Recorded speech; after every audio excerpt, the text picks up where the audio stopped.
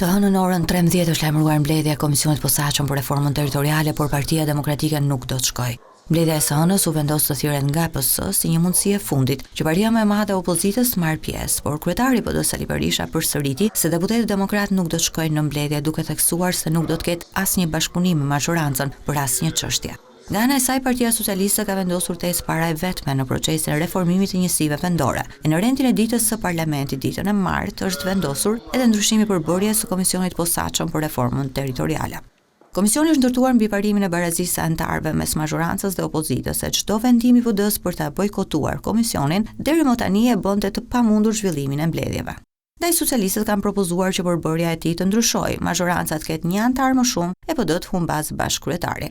Një rrugë të ngjashme Partia Socialiste zgjodhi edhe në vitin 2014, kur u bë reforma territoriale.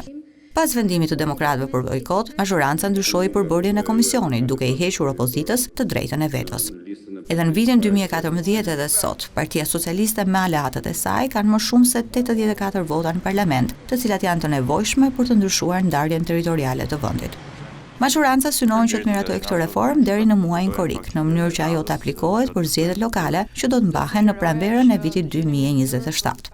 PD vendosi të ndërpres çdo bashkëpunim me Partinë Socialiste pas procesit votimit të Endri Shabanit në postin e avokatit të popullit. Votimi i cili u pa nga opozita si dëshmi se kryeministri Edi Rama nuk kërkon dialog e nuk do të respektojë propozimet e opozitës.